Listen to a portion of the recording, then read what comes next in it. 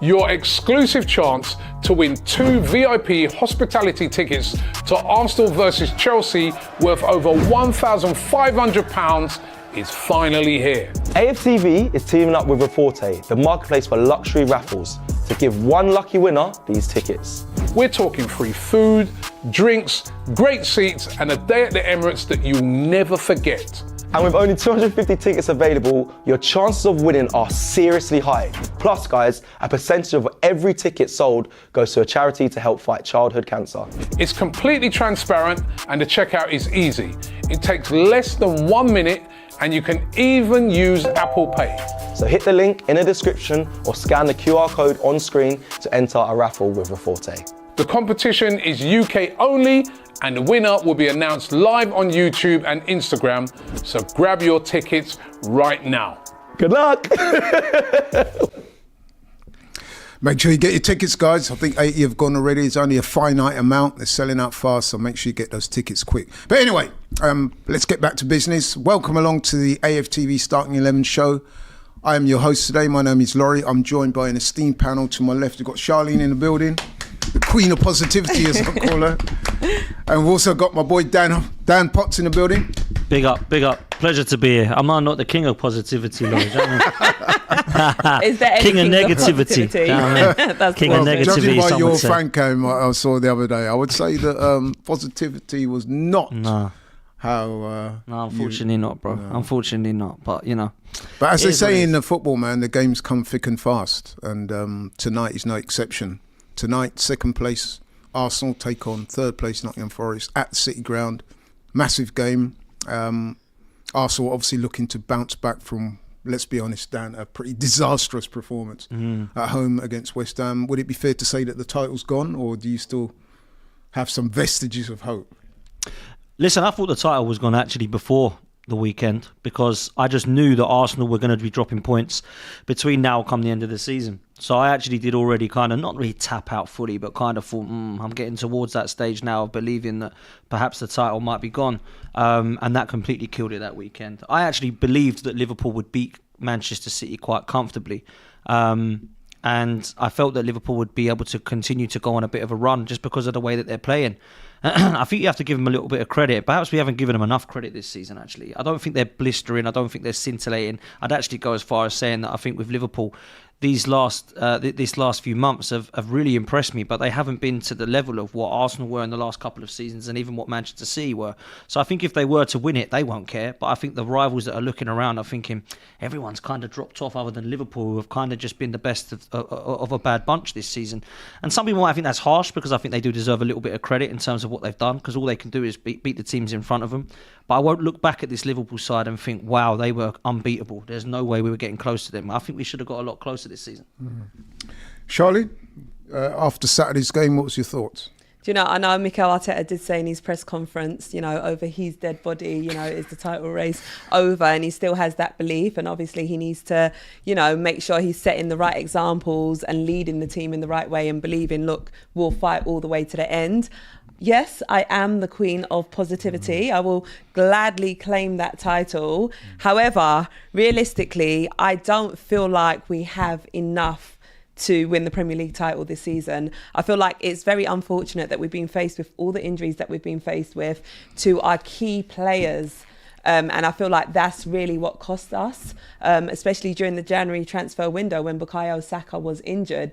That is when we should have signed a striker. That's when we should have made some signings, and we didn't do that. So I do feel like it's going to be very, very difficult for us to get the Premier League title.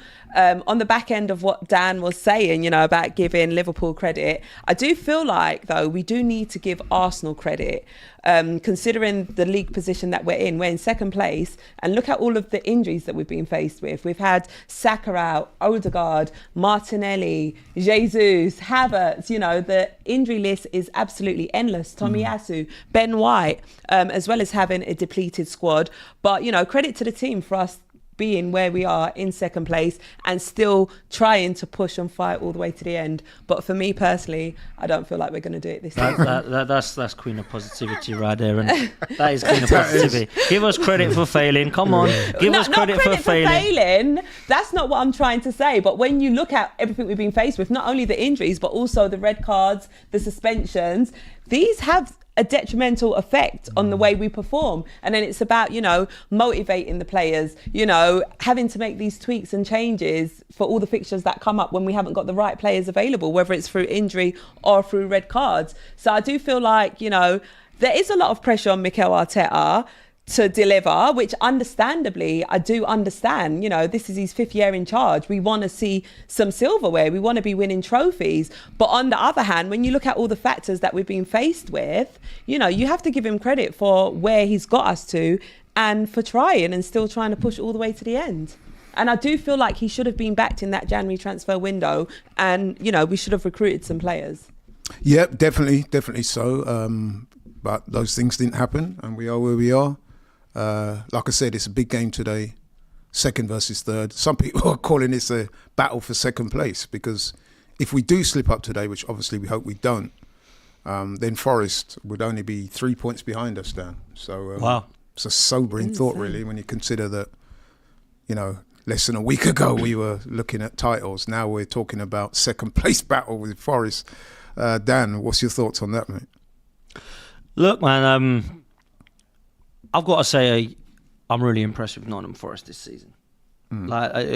Jokes aside, where they do actually finish, I think to get to a stage where they were actually talking about how many points they were off the title and it was realistic for them to actually give it a push, I think we've got to respect Nottingham Forest tonight and this season for what they've done. I think Nuno deserves a hell of a lot of credit in terms of the system that he's utilised and put in place at Nottingham Forest. I also think that they've actually got a really good squad. And I think their players are showing that. I think when they can bring on Taiwo Awoniyi, and we're struggling to just put out one striker at the moment, that shows you the position that we've put ourselves in and the position that they find themselves in. I also think as well, the battle for 2nd place, I can't get excited. I'm sorry. I can't get excited for who's come 2nd. I couldn't give a damn. If we don't win the league, real talk, I don't really care, if I'm honest. Because does it really matter where we can't? Are we going to remember it in 5 years? At least we didn't come 3rd, we come 2nd. I couldn't care less, Laurie, honestly, bro. I know a lot of people will, and they'll be like, 2nd best. We want to make sure we're putting the pressure on. And we might be able to do that until the last game. I've no idea what's going to happen till now at the end of the season. I just look back at January and the summer, and that is the main reason why we are where we are in. And I just cannot forgive the club for putting us in this position. I can't do that, and I bring Arteta into the mix there as well. I'm not saying that it's just him that deserves the kind of criticism for not getting the right players in January and the summer, but we're told that he gets the last say on all of the transfers. We're also told that Josh Kroenke has, backed Mikel Arteta, but I haven't seen him back him in the last couple of transfer windows. And at the situation at board level, we haven't even replaced Edu. We've gone into one of the biggest transfer windows in winter that we've had in the history of the club, and we haven't got a sporting director. So we failed at a lot of levels, in my opinion, this season, and I feel like it's been let down. I've got to say, I think they've let us down, and I feel let down as a fan. I don't mind saying that, because I wanted to win this season. I feel like with Manchester City slipping off, that we had a great opportunity, and Liverpool were the ones to capitalise on us. That's a shame, Laurie. That's a shame, bro. Yeah, I've got to say it's disappointing because, at the start of the season, the common consensus was that if City did slip up, then we would be right there to take advantage, and it would appear that that's not going to be the case, which is very disappointing. It's very frustrating. However, let's focus on the game tonight. We will be breaking down the lineups, discussing the key talking points ahead of tonight's game. I think the team should be out around about 4 or 5 minutes, so I just wanted to spend the next 5 minutes talking about the team and if there's any changes you want to see. Charlie, let's start with you. Is there any obvious changes that you want to make to the team that took the field on Saturday against West Ham? I mean, there's a left-back position because obviously Miles Skelly was sent off, so obviously he's not available. Calafiore started the game against West Ham. Do you think he's done enough to retain his position, or would you like to see Zinchenko or somebody else in it? Well, I don't really feel like we have many options, if I'm completely honest. And I think that question sort of answers itself. In replacement of Lewis Skelly, I would love to see Calafiore start this game. I feel like he is our next best option. However, we have also got Ben White back. I can't really see him starting this game, so I would keep it with Timber playing on the right-hand side and Calafiori over on the left. In terms of everything else, my preference is Trossard coming off the bench. I just feel like we get more out of him, and he's much more of an impact sub as opposed to him starting the games. So a tweak that I would make is perhaps start Raheem Sterling on that left-hand side and then bring Trossard off the bench. The right-hand side goes without saying. Ethan Nwaneri, you guys know how I feel about him, you know, everything that he does, everything that he delivers. So him over on that right-hand side. And yeah, that's the only through the changes. middle. Do you think the Mourinho experiment should be continued? Or Yeah, why not? Let's keep Mourinho up top. Marino. Yeah, I keep saying Mourinho, don't I? Marino. It's you pulling me off. Eminem. Yeah, so let's keep Ethan Nwaneri on the right-hand side, Marino through the centre, Sterling on the left-hand side, our midfield of Thomas Partey, Declan Rice and Odegaard. So there you go. That's my starting 11 and, you know, the centre-back pairing as well as the goalkeeper. Just want to read out a quick super chat here from Costas. Just want to say how beautiful and radiant Laurie looks. Oh, you said Charlie. Who is that? Oh, that was from Costas. Oh, big up to Costas. Thank you for tuning in. And for your Me and Laurie aren't offended, Costas. Do you know what I mean? We aren't offending at all. Dan, in terms of starting 11, so Charlene, you've gone for, you want to see Calafiori in at left back. Yep. And you said Ben White in at right back, or do you want to persist with Timber? Yeah. Dan, how do you want to see that? Well, I said on the preview, I want to see complete changes and I want to see something different. I don't think it's working. And if I'm honest with you, I know that we did get the result against Leicester, but I didn't think it was working in that game. Obviously, we had to fling on Marino and then he got the 2 opportunities to score. Leicester were really poor. I thought against West Ham, they did a number on us, if I'm honest. I thought Potter had his number again. Mikel Arteta's got to start doing better at that. Say again? Not for the first time. No. I think he had his number when he was the Ostersons coach against him as a player as well, because I remember him playing in that game. But look, man, I've got to be real. I would like to see complete changes, and I would actually go with a 3 at the back in this game. Wow. Yeah, I would. I don't think that's going to be the case, by the way. I think he'll stick with a 4 at the back, and I think it'll actually be Ben White and Timber, right back and left back. I think Calafiori had a stinker, didn't he, and got subbed against West Ham. Obviously, he got absolutely on toast by Wan-Bissaka, which was surprising for me. So I would actually go with Ben White. This would be my team anyway. Right. Raya in goal. I'd have Ben White in the back 3 with Gabriel and Saliba, and then I would have Timber and Kieran Tierney as our kind of wing backs. Right. And then what I would do is play Partey and Rice, and then Odegaard behind Trossard and Nwaneri. And then you can, at least if you've then got some impact subs, he likes a like-for-like sub, Mikel Arteta. Marino can come into them forward lines, so can Sterling. Zinchenko can come in at wing-back. You've obviously got Jorginho that can come in if need be as a defensive midfielder, and Kivior if he needed to come back in as a centre-back. I think they just all fit those positions a lot better than in a 4-3-3. What I think the team will be, I think the team will probably be with, obviously, Raya will be in goal, Gabriel and Saliba. I think he will actually play Ben White right back and Timber left back. I think it will be Partey, Rice and Odegaard, and then Nwaneri, Marino and Trossard. I don't think he trusts Sterling to start yet. That's what I think it will be. But it'll be out soon, I imagine. Yeah, a lot of what you said there makes sense. As for me, we're going David Raya in goal, that's obvious. Right back, I'd go Ben White. I think Timber's looking a bit tired. He's been playing through injury apparently as well. He's played a lot of games. Him going to the bench for me would not be a demotion. It's just that, you've got to rotate the side. He's looking a bit tired for me. I would definitely make that change. Bring in Ben White. He must be absolutely gagging for some minutes. So, yeah, let's get him in there. The centre-back situation kind of takes care of itself. It's a no-brainer. William Saliba and Gabriel Magalhaes.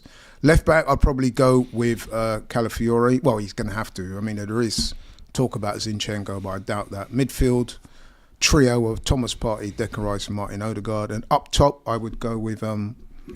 right wing, I'd go... listen, the 2 wingers would be Trossard and Sterling, and I would personally play Ethan Nwaneri through the middle, but I don't think that's going to happen. But having said that, I do believe the team is out. Let's just have a look. I'm pretty sure our technical team have sent that. Wow. And yes, so the team, as announced, is Raya in goal, back 4 of Timber, Saliba, Gabriel Calafiori, midfield trio of Jorginho. He comes in for Thomas Partey. Rice and Odegaard, and a front three of Wanyeri, Trossard and Mourinho. So he's persisting with Mourinho up front. Mikel Mourinho, yeah. Yeah, interesting. Dan, what's Sorry, your can thoughts we have the bench, please? Because Partey's not starting. He's on the bench. Is he on the bench? Yeah, it's difficult to see in that photo, but he is on the bench. I'm surprised that Partey, I mean, is it a knock? Has he been dropped for tactical I've not heard purposes? that it's a knock. I haven't heard that he's injured. Rice was the one who come off last time, and there was doubts about whether that was tactical or an injury. Mikel Arteta confirmed it was tactical. Obviously, Ethan Wanyeri came off with kind of cramp or fatigue, so I imagined if anyone might have been on the bench, then it would have been more one of those two players. But to see Partey on the bench is a strange one. I just can't see the understanding there. Maybe he wants to try and bring in a little bit of balance to the midfield and try and slow the play down a bit more with Jorginho. I don't know, because look, Jorginho does come in and do his job. He's a squad player. He's not really a starter for me, but when he's asked to be called upon, I feel like we've got £12 million out of Jorginho in the last 2.5 years, if I'm honest with you. So I don't think it's a bad thing. I do think we look so much better with Partey in midfield, though, in the six, you know, and yeah, look, maybe we play a bit more of a double pivot, because I'm not sure that Jorginho can do that kind of Partey role as good as Partey. Maybe Rice drops into more of a double pivot and we see Odegaard go as more centrally in the 10. It'll be interesting to see how he kind of sets that up and how the game goes with that trio now, because that's the interesting one. The rest of the team, I think, as you two picked correctly, I think there's no shocks really other than that, is there really? Not really, no. I mean, I personally wouldn't have played Merino in from the start. I think when he got the goals against Leicester, there was a big surprise factor, wasn't it? Him coming off the bench and getting them two goals in 10 minutes. I think what we saw against West Ham is that they'd kind of sussed all that out, and he didn't really have that much to really do, did he, in that game? But yeah, I kind of expected him to stick with Merino. But yeah, I'm a little bit surprised about Jorginho coming in for Partey, but I have seen away games before. He has gone for what you would probably say is a more controlled midfield with Jorginho in there, but then you're losing a little bit of legs, and Forest do have legs in midfield, especially Morgan Gibbs-White, people like that. So, Charlene, the team. Yeah, I mean, I'm happy with that starting 11. I guess it's pretty much what I predicted, with the exception of Trossard and Sterling. So, and obviously Jorginho, you know, like what you guys are saying, my preference would have been Partey. So I am surprised that Jorginho is starting, but I guess, you know, there's probably some sort of valid reason behind that. But like you said, Jorginho is an experienced player and he just controls things, you know, just keeps it simple, I'd say. You know, you obviously get a bit more quality with Thomas Partey. However, I'm happy with that starting 11. We need to go out there and we just need to deliver now. We need the 3 points. You know, whether or not we're going for a Premier League title, you know, we need to be getting back. Yeah, and with regards to the game tonight, I mean, we won here last season 2-1, but Forest are a good side, especially at home. They've not been in the best form recently, I think it's fair to say, but neither have we. So it really is going to be one of those games where form could really go out the window. It's down to what the two teams do tonight. How confident you are we can get something today, Dan? Yeah, I feel deflated and not confident. I can't lie. I was in here the other day talking about why I believe those reasons to be, and I kind of feel like a few days on I'm the same. What's mad is I don't ever think, actually, particularly this season, a point at their ground would be a horrendous result. However, looking at the league table, it would probably be horrific for both of us to draw this game because we're both dropping 2 points and they're going for the top four now. We just try to put the pressure on Liverpool as best we can. I feel like we're probably playing each other at the right time. I think Forest will look at Arsenal and think that's a good time to play them off the back of a defeat. And we're probably playing Forest at a good time because they're not in the best of form. They've obviously lost to Newcastle and they've dropped points in the previous game. So I feel like there's an opportunity for us to actually capitalise on some of their weaknesses. The problem is we don't have enough in attack, in my opinion, to be confident that we're going to go up there and score. And that's my biggest issue is right now, when the going gets tough, what have we got on the bench? What have we got in that front three? And I'm looking at Ethan. And if Ethan turns up, we've got a good chance. If Ethan doesn't and he gets taken out of the game, which I think they did quite well, West Ham, if I'm honest. I think they kind of tag teamed him and double man on him most of the time. So I think that could be a real stickler for us. But look, there's an opportunity for us to take. We've got to take chances. We're not going to get an unbelievable amount. I think Milenkovic and Murillo have been two of the best centre-half pairings in the league this season. I really believe that. So flinging the balls into the box might not be the best thing to do, to be honest, to Marino's head, because as much as we have to do that, I probably have confidence that those two would be more than happy for that to be the case. So, yeah, we might have to find a different way. This is going to be where Mikel Arteta earns his money, though, isn't it? Absolutely. Got a quick super chat here I need to deal with from Charlie Sinner. He said, big things need to happen in the summer. If not, the club is going backwards. Big up to Dan. He has a great view on the game. 1-2 tonight. Come on, you Gooners. I think, 1-2 meaning at Forest 1. Arsenal. Big up, Charlie. Yeah. Charlene, so, we've said it before. Forest, they're good at home. Well, they're a good side anyway, but they're especially good at home. They've won 5 of their last 6 Premier League games at home. They are coming off a defeat against Newcastle, but I did watch that game, and they were 4-1 down, pulled a couple of goals back, and they had Newcastle hanging on there at the end. So there's nothing too much wrong with Forest, and they'll be coming tonight with real energy about them. How do you see this game playing out? Yeah, they definitely will be coming with energy, and the fact that, they're third in the Premier League table just goes to show, what they're capable of doing and capable of achieving. I do feel like they're going to really be, hyped up for tonight's game, especially on the back end of us losing at home to West Ham. So I don't feel like it's going to be an easy game for us. However, with, not only the fan base being deflated, but also the players, Mikel Arteta as well, being disappointed with the result at the weekend, I do feel like we will turn up tonight, and I'm expecting a win tonight. So, you expected? Oh, yes, I confident. am. I believe in the team. Well, So don't let me down. Queen of positivity. Of course she's expecting a win. Exactly. Let me press you on that, though. Why are you expecting? I've just told you that Forest's record is very good. Okay, we did beat them last season there, and we did beat them earlier on this season quite convincingly. I think Ranieri scored in that game, by the way. But given the way the two teams are at the moment, why are you so confident? Why do we? What are you basing your confidence on? I'm basing it on us picking ourselves up, us learning from our mistakes, which is something that I hope that we can do. And just that emotion of what we felt in the game against West Ham to, lose, to drop points.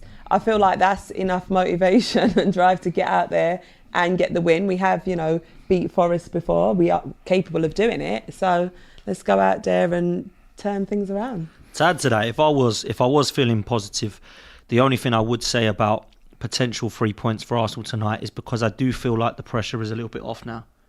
When the pressure gets to Arsenal, we saw that at the weekend. You have to win now. We start to crumble. We start to crumble. I feel like the pressure's like, everyone said it. Everybody in the media believes Liverpool have won the league. Yeah. So now the pressure is off Arsenal. It's no more like, you better win today, otherwise Liverpool might win that league. They accept now. I think the players will probably be hungry to win games and hungry to try and cling on as long as they can. But the pressure is completely off, and it will be interesting to see what sort of performance and the difference between a performance when the pressure is off to a performance when the pressure is on. Because I can think back to games against Manchester United when the pressure's on in the FA Cup, we crumble. Game against Newcastle, we crumble in the Cup. Game against West Ham, you must win this game, we crumble. We've had games last season against Villa where you absolutely have to. Even to be fair, Villa at home this season 2-0 up. We draw the game 2-2. When the pressure's on, we kind of fail. And I need to see that change, but when the pressure is off, I kind of feel more confident that Arsenal will pick 3 points up. So maybe Shark could be right. Yeah, I agree with you as well, because then the players are able to just express themselves a bit more without that expectation of having to deliver. So they just enjoy the game that bit more as well. Do you think the pressure is off, though? Because I hear what you're saying. Maybe the pressure is not quite as intense. Yeah, that's probably the word. But I do think tonight is a pressurised game, because having lost on Saturday, the last thing Arsenal want to do is lose again today. Not just because of Forest closing the gap in terms of second place, but if you think about it, Arsenal got to be really careful that the season doesn't freefall. I think the word again today, there is that danger. I think the word to use is probably less intense, as you said. It probably isn't pressure off, but there's certainly not as much pressure as there was at the weekend with the knowing that Liverpool are going to beat City. Now, people might look at that and go, well, Liverpool beat City anyway, so it doesn't matter. Yeah, but we lost. That's it does matter. Yeah, so the pressure probably is less intense because now it feels like it's kind of gone, the title. What will be frustrating, however, is if we do drop points again tonight and Liverpool were to drop points at St James's Park. Oh, no, sorry, it's at Anfield, isn't it? Against Newcastle. And then we might look at it and go, another opportunity there that we needed to capitalise on. And I think what's kind of frustrated a lot of Arsenal fans this season is that in the last 12 games, we've capitalised on Liverpool by 2 points. In the next 12, we have to capitalise by 8. That ain't going to happen, people. And Not look at with the our squad. attack out. Exactly. Look at the players that we've got available as well. So limited. Well, I've got the Forest team up here. Sells, Marilla, Williams, Anderson, Gibbs-White. They're not in any positional order, by the way. Woods, Hudson-Odoi, Dominguez, Elanga, Milinkovic and Aina. Yeah, that is a good team. And Forest are a good side at home, as I've said a couple of times already. Looking at that team, there's some players there that do worry me. It's the strongest lineup. Yeah, Elanga, Hudson-Odoi, who seems to be shining bright. Chris Wood is in the form of his life at the moment, and yeah, I'm expecting it's going to be a tough ask today. I really am. Dan, how do you think the manager will set the team out? What do you think the tactics will be today? Because normally when we play Forest, they will play a little bit of cat and mouse with it. So I think they will allow us to have the ball, and we'll have to try and break them down. Do you see it that way, or do you think Forest will? I do see it that way because, unfortunately, this season we've kind of given everybody a little bit of a blueprint of how to play against Arsenal. Give us the ball and shut up shop, and we will struggle with low block teams. And Nottingham Forest's system is low block, get them on the counter. And they've got pace. Gibbs, White, Elanga, you mentioned, Hudson-Odoi. Chris Wood's not the pacey striker, but he's the one that will get on the end of all the other stuff around him. And don't sleep on Elliot Anderson, by the way. He's been balling for them. I think he's been a fantastic signing for Nottingham Forest. And Newcastle might look at that and feel frustrated by PSR that they had to get rid of players like him and Minte and players like that, because they've actually done quite well when they have left Newcastle. So don't sleep on Elliot Anderson. Obviously, Gibbs White's a player. I will say this, there's 2 players today that I really want to see from Arsenal. We know how we're going to set up, we know how they're going to set up, right? I need Declan Rice and Martin Odegaard to turn up for Arsenal tonight. Yes. The reason is I see them two as leaders on the pitch alongside Gabriel. Now, if it was me, I would probably give Gabriel the captain's armband and Declan Rice would be my vice. They've gone with Martin Odegaard. I'm not saying he's a bad captain before everyone starts coming at me. I just feel like the leadership qualities are there, but in a different way. I'm a bit old school. I like someone who barks orders. Yeah, I like a Tony Adams or a Vieira. I feel like Martin Odegaard leads by example on the pitch and is probably more of a role model around the dressing room as opposed to actually barking orders and getting people communicated. Yes, he leads by the press, but I think he's been really bad this season. And I've got to be honest, I like him as a player, but I need him to start showing us why people are calling him a Fabregas, a Cazorla, an Ozil, a kind of De Bruyne, some people are saying. He ain't nowhere near that level for us at the moment. And he needs to show that he can be one day, because I'm starting to question his performances. I don't know if he's 100% fit. I think his injuries have affected him as well. But when I look at his numbers, Laurie, he's supposed to be our creative spark, and he's got 3 goals and 2 assists.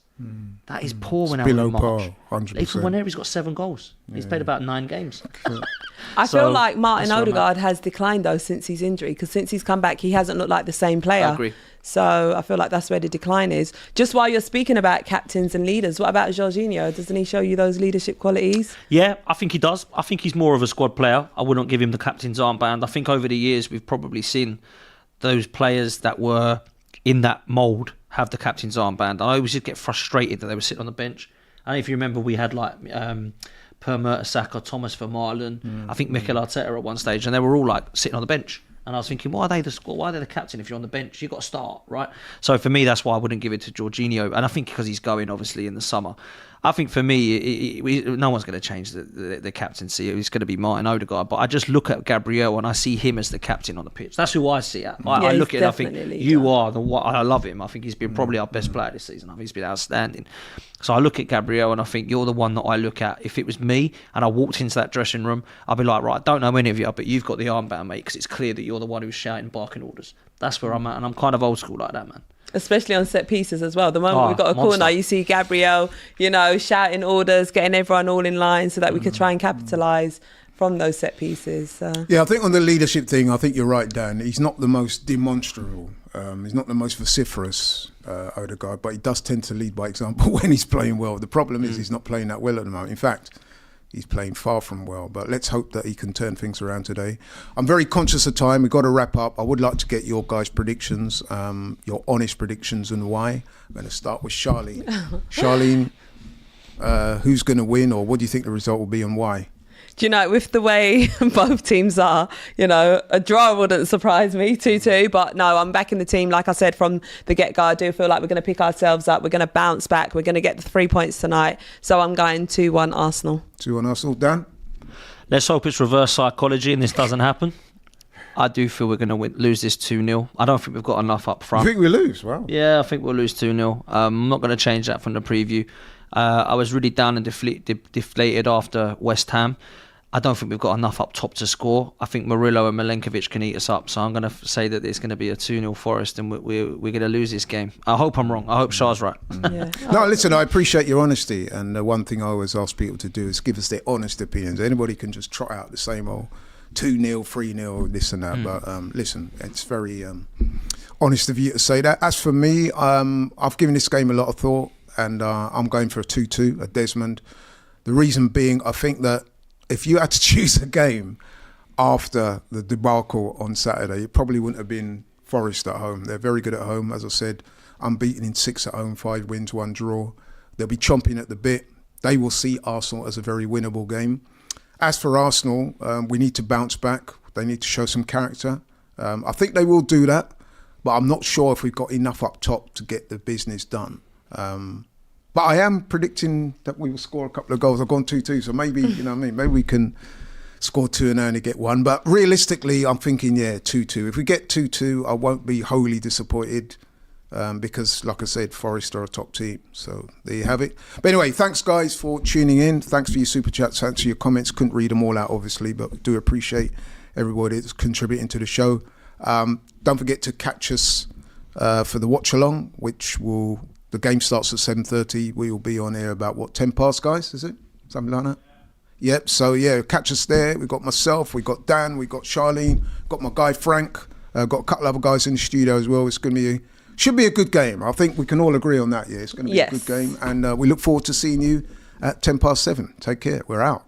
Your exclusive chance to win 2 VIP hospitality tickets to Arsenal versus Chelsea worth over £1,500 is finally here. AFTV is teaming up with Raffle, the marketplace for luxury raffles, to give one lucky winner these tickets. We're talking free food, drinks, great seats and a day at the Emirates that you'll never forget. And with only 250 tickets available, your chances of winning are seriously high. Plus, guys, a percentage of every ticket sold goes to a charity to help fight childhood cancer. It's completely transparent and the checkout is easy. It takes less than 1 minute and you can even use Apple Pay. So hit the link in the description or scan the QR code on screen to enter a raffle with Raforte. The competition is UK only and the winner will be announced live on YouTube and Instagram, so grab your tickets right now. Good luck!